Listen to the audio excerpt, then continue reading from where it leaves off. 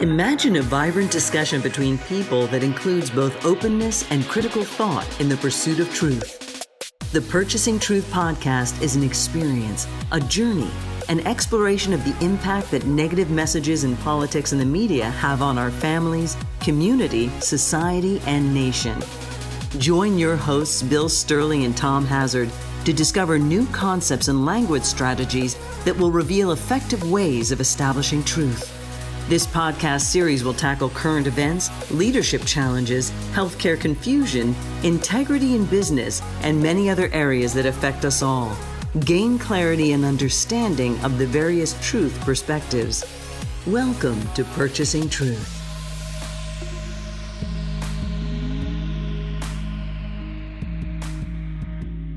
Welcome back to Purchasing Truth. I'm Tom Hazard with your host, Bill Stierle. And, Bill, we're seeing in very current events, we really are seeing some communication blunders. And I don't know, I think some of our politicians need to go back to remedial communication, tactics. school. So the tactic is how do I get somebody to vote for me? That's the tactic. Yeah. Now it's the same thing for business and buying a product. How do I get somebody to buy my product?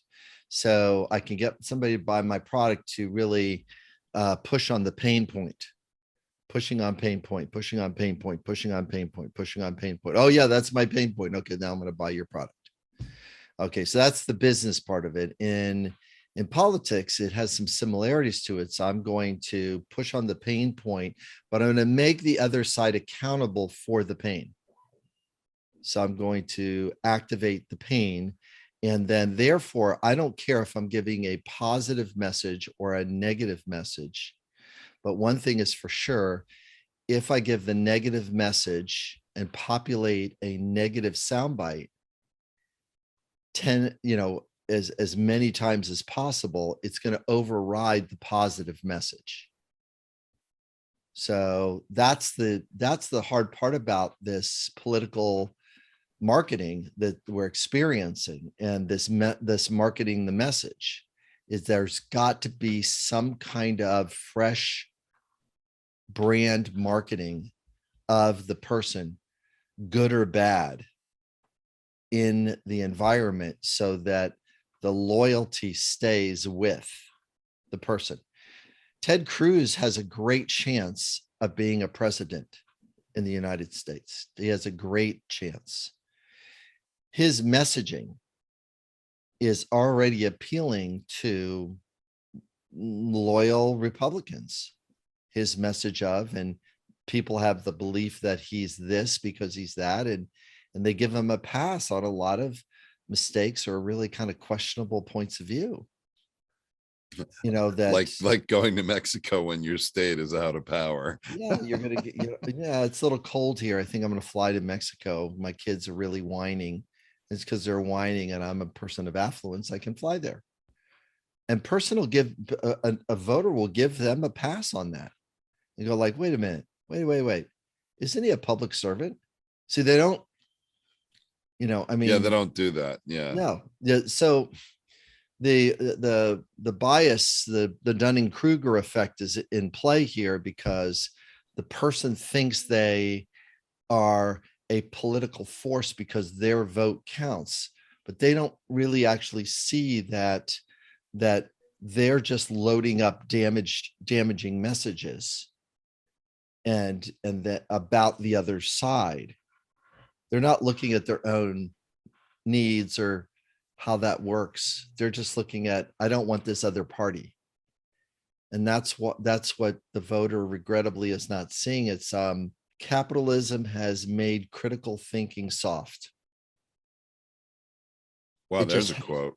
It is. I mean, capitalism has made critical thinking soft.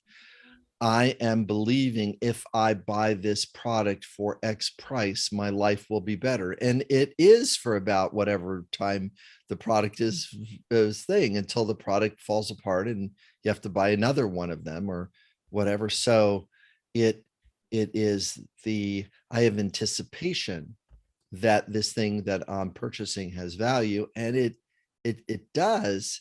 But if we're looking at the critical thinking part of it, Tom, you and I have bought things that have been outside or has been outside our budget, has been outside of things because we're just looking for progress or growth or support, and we're buying from that position. So where it shows up in business and politics is you can take one word and create negative sound bites around it.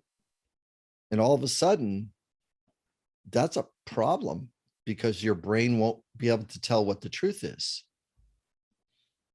It won't be able to tell, can't tell the difference, regrettably. Well, that's very interesting, Bill. You brought up Ted Cruz, and there was, Ted Cruz was in the news, as he often is, just yesterday, because of a Senate Judiciary Committee meeting where, Merrick Garland, the Attorney General, was there, and Ted Cruz and another Republican senator took the opportunity to try to create sound bites to market to their voters. Correct. And I'm going to quickly set the table here. I don't want to get too much in the weeds, but I have an article and a video in the blog post for this episode that our listeners can check out to look at it more deeply. But so, there have been lots of protests at school boards around the country, and the National School Board Association wrote a letter which the Republican Party has taken issue with, where they used some language in there that said that some of these people that are attacking members of school boards are domestic terrorists. And they had to walk that statement back and apologize for it. I mean, they're trying to protect school board members because school board members have been under attack in this country. Well, so the National School Board Association had written the Biden administration for support with the FBI, perhaps, in helping to protect school board members. And Merrick Garland wrote a letter that was offering support as support to local law enforcement with federal law enforcement from the FBI. Well, Ted Cruz was trying to get also Merrick Garland in this Senate Judiciary Committee, meeting to apologize for what he wrote, as if Merrick Garland had somehow called citizens domestic terrorists in what he wrote, which of course he had not. And so there was really two tragedies that occurred, one by Ted Cruz trying to get a soundbite for Fox News and Newsmax or wherever he's his voters are going to be hearing it, which is that he's asking Merrick Garland to resign, which was over the top, and trying to get Merrick Garland to apologize for what he wrote. And that was really over the top because it wasn't in alignment with any kind of truth, or it certainly wasn't Merrick Garland was not going to agree with him. Yeah, I want to damage the messenger. See, so I really appreciate you introducing this, Tom, because the politics is about damaging the messenger. When we damage the messenger, we can get market share. We can get loyalty. So, for example, if I'm Papa John's Pizza, true story, if I'm at Papa John's Pizza and I put a commercial of my delivery cars right next to Pizza Hut's delivery cars, and my national advertising campaign is better ingredients, better pizza, and I'm putting their logo next to my logo. Well, the Pizza Hut people say, well, you know what? That's not true. We're going to court. And that case went all the way to the Supreme Court. All the way to the Supreme Court. And here's what the Supreme Court said. It's up to the buyer whether it's better ingredients, better pizza. We are not going to legislate the word better. the people from Pizza Hut are going like, our ingredients are better. We use this quality, we use this organic, we use this type of, this we did. They don't use that. We use this. Ours is clearly better. So they are not doing a truthful sentence. We're not going to legislate. We are not going to legislate So the Supreme Court decided they were not going to be the arbiters of what is better, and they viewed it as subjective, maybe up to the consumer. That's correct. So the only win out of it is that Papa John's could not use Pizza Hut's logo in their advertising. So from that moment on, the logo wasn't there, but the impression is still living inside the human being of this type of pizza is better than this type of pizza. Now, of course, Pizza Hut is going to counter with its various different marketing campaigns and things like that, and was not able to do a retaliatory piece. But in politics, you can do retaliation against a party name. The Democrats are trying to destroy our nation. The Republicans are trying to destroy our nation. See, you can do that type of narrative over a period of years, but that's not a peaceful, democratic way to run a nation. You can't run it from an adversarial place. And there's no arbiter right now. The Supreme Court is, how does it weigh, violent language against itself? It can't, like, it's having a hard time doing it. If anything gets, and we're going to see cases like this, it's like, you cannot have freedom of speech and violence to another person exist in the same space. You can't. I'm going to kill you is not a healthy sentence to allow somebody to use and hide or stay under freedom of speech. Sure. And actually, freedom of speech is an interesting thing, because that actually came up in the discussion with Ted Cruz and Merrick Garland at this hearing, where, Ted Cruz is accusing, Merrick Garland and of writing this letter to the National School Board Association and offering support from law enforcement perspective. But it wasn't, he didn't use any of the same kind of language that the school board did, claiming that school board members are being attacked by domestic terrorists. And Ted Cruz is trying to sort of hang that around Merrick Garland's neck. Yeah. And I appreciate you going back to the truth. And then all of a sudden I'm going like, Tom, that's a great truth that you're saying to it. It's really great truth. And really it's about, I'm trying to damage the guy's name. I'm trying to damage Merrick Garland. Right. And Mitch McConnell, and this is a problem too, is that Mitch McConnell damaged Merrick Garland's name. His name was in the thing and made him, look how weird this is. It made Merrick Garland he is a center right guy. He's not a center left guy, and he's most certainly not a left guy. Right. Okay. He's a center right guy. I mean, Obama's putting him up because he's kind of 50-50. Well, and he thinks he's going to get approved easily, right? He thinks he's going to get approved. He is like, this guy is a softball, Right. and instead, and then McConnell, stonewalls him and then does brand damage on Merrick Garland's name. No, we're not going to approve him because he's on their team. It's like, everybody's looking around. He goes, this guy's not on their team at all. He is a centrist. He's right in the middle. And now all of a sudden he's sitting, look how slow he is in getting out in front of the public right now. He's not great at leading. He doesn't know how much of his job is marketing and messaging. He doesn't know that he has to market and message this in a way that will stick with people, not stay after what you just did, which was, I wish the senators would quote me exactly. Right. That's what Merrick Garland said, is that, well, I wish you'd use my actual words when talking about Right. what I said. Merrick Garland is being very much a lawyer who looks at things as right or wrong, yes or no, black or white. No, he is in a And marketing street fight and he doesn't know it.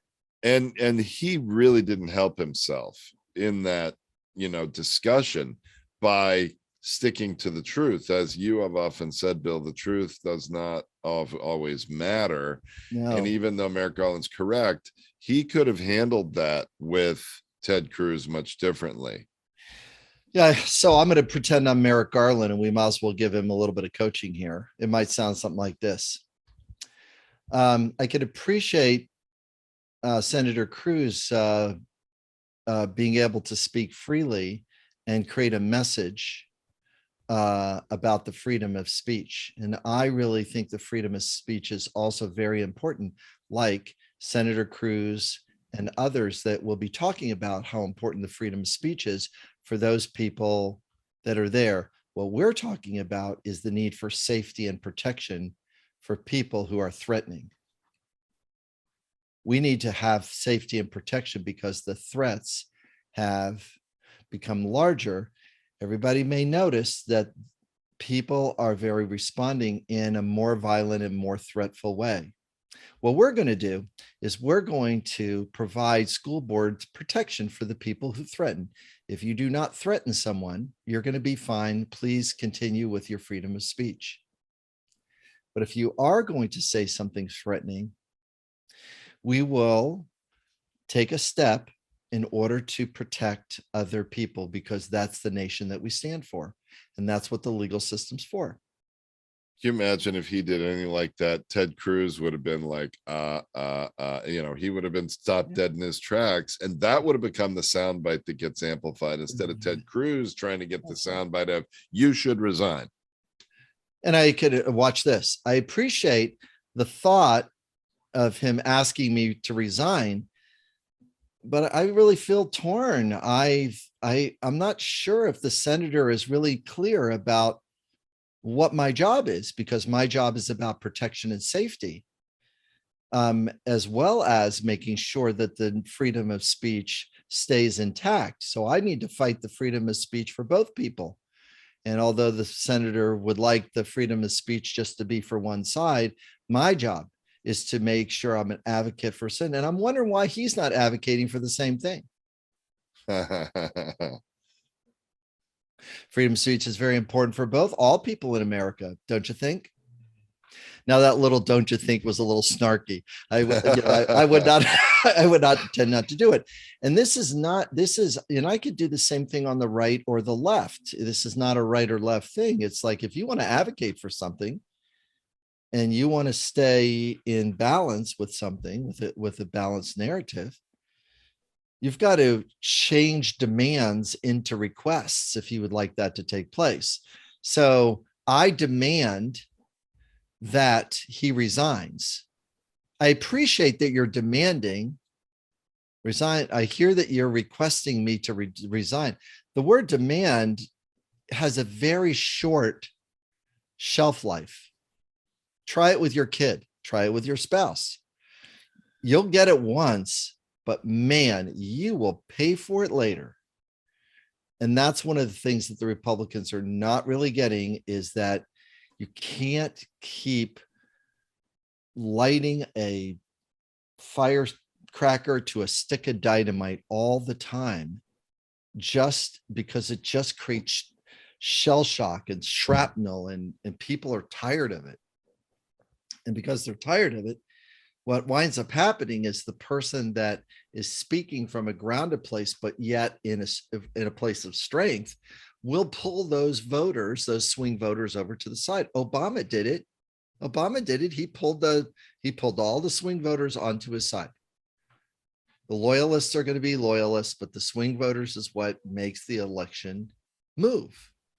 You just got to generally send reasonable, accountable, and somebody that has everyone's best interest in mind. And if you keep doing the style of politics that's being done, it's not a very strong long-term play. Well, and there's one more example that I want to bring in for this episode, Bill, which is a little bit humorous, but there's a real good lesson in it. And it came from, well, there was a reporter that was really, there's no other way to state it than chasing after Representative Mo Brooks, right, at the Capitol building, literally, chasing him down a flight of stairs, trying to ask him a question. And clearly Representative Brooks wanted nothing to do with answering the question. And so this video of it, and actually it was on Seth Meyers' late night show, that he really sort of made fun of it, which it is kind of funny in many ways when you look at it. But there's a lesson here, and the lesson, again, you could do it both ways. It could be a lesson for the representative in Congress, and also for the reporter, who clearly is not going to get this guy to really engage him in a serious way with the tactic that he uses. So basically, Representative Mo Brooks was had come out and endorsed and was in support of the candidacy of Roy Moore in Alabama. And this is a very troubled figure that, has gotten in all sorts of trouble for many things, especially with, underage, girls and stuff. And it's, he was always a troubled candidate.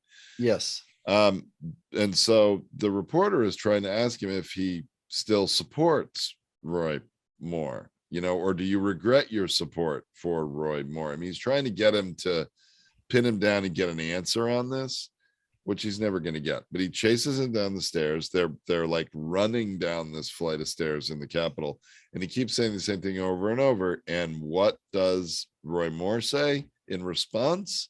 And this is more to your marketing point of view, because he's trying to answer with a marketing message that's not only trying to deflect from the question he's being asked, but also to just amplify this marketing message. He says, I believe the Democrats will do great damage to our country on a myriad of issues.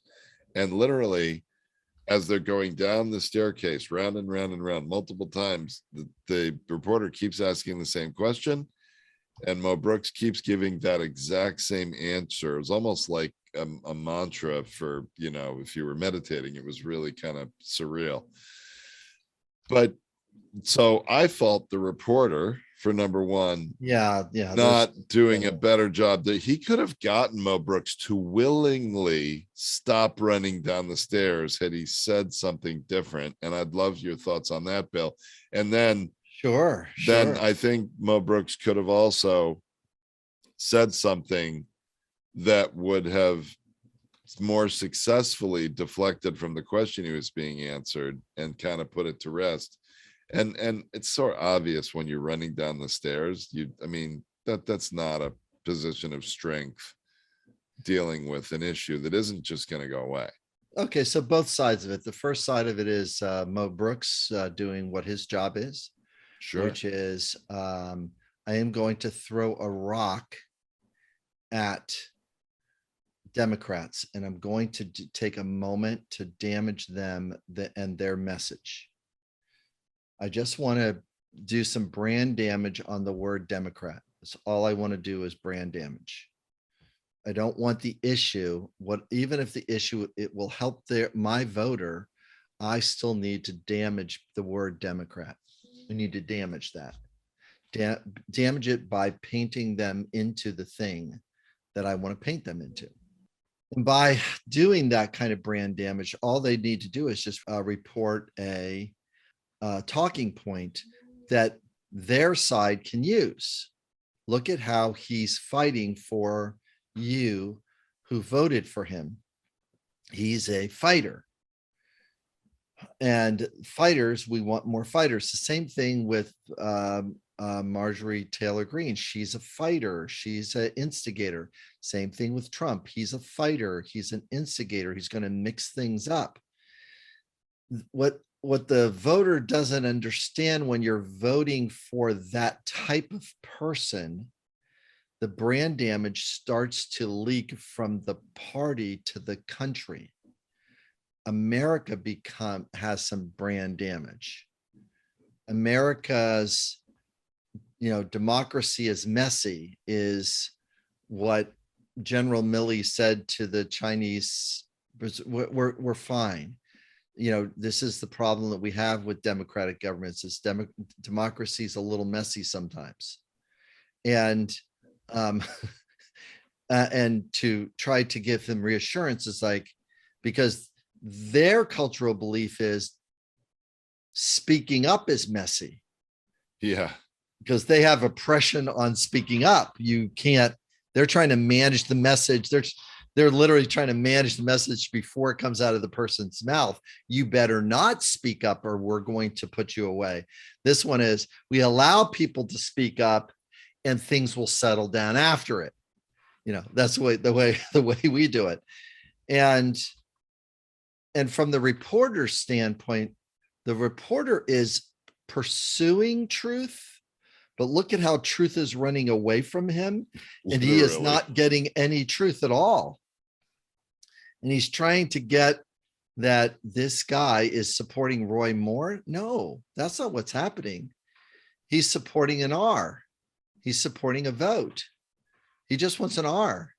Whoever the R is, if I get an R, vote Mitch McConnell, same thing. I just need an R in the seat that's voting for the things I want to vote for. I want to vote for these things. I want the R in the seat. I don't want the D in the seat because the D is not voting for me.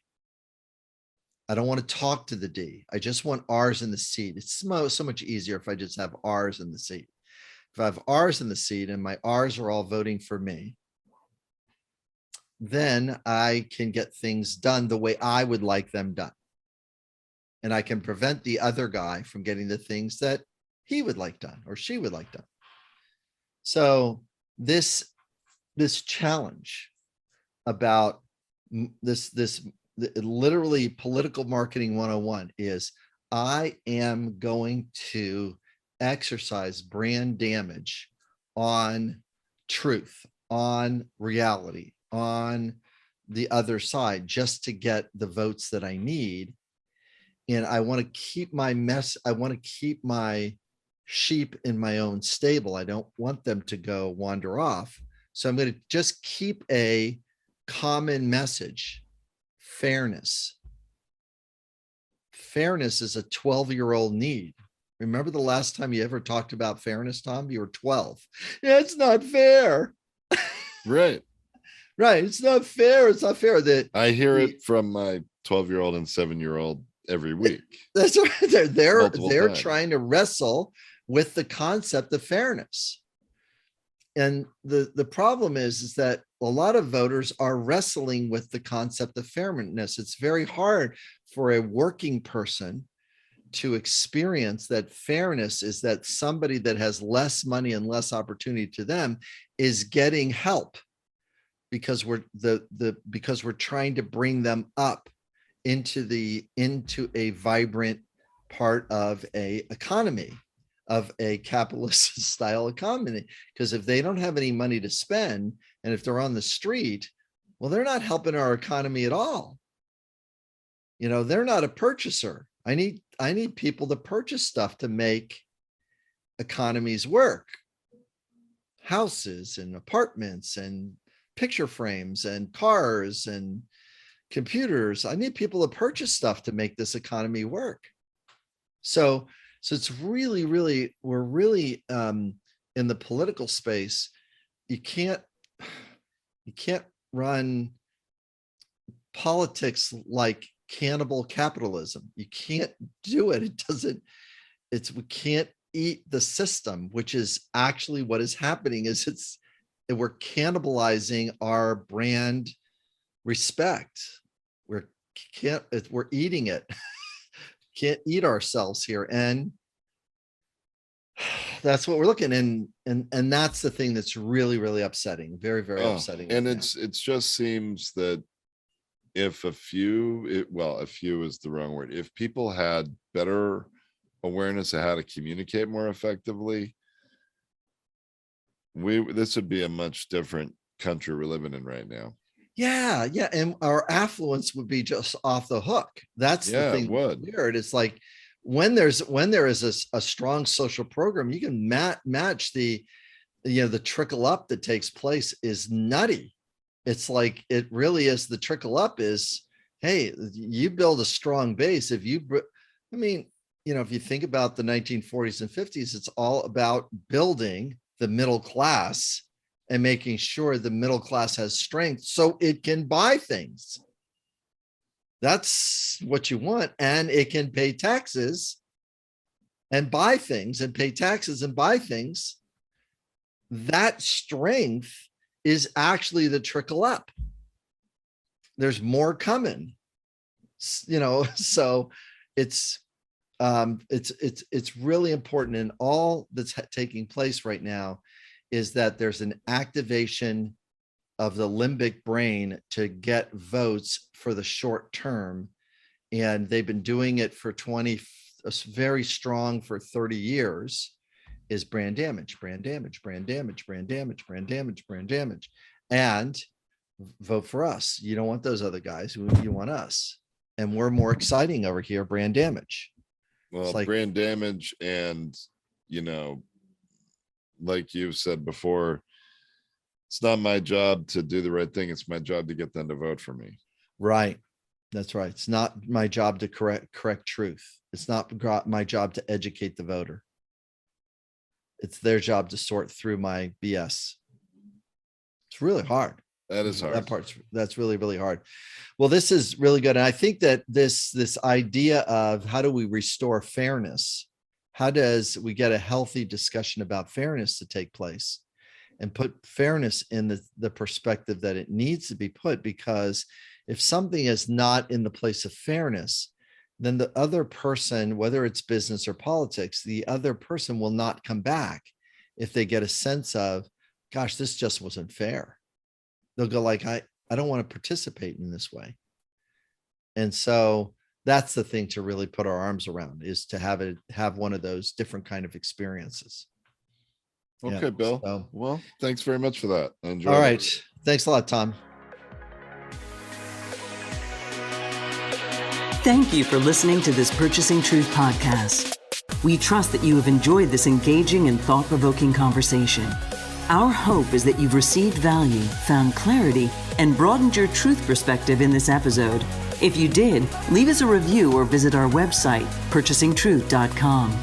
Join us again for another informative and content-rich discussion here at the Purchasing Truth podcast. Don't just accept whatever information comes your way. Join the discussion. Discover your own voice. Purchase your own truth.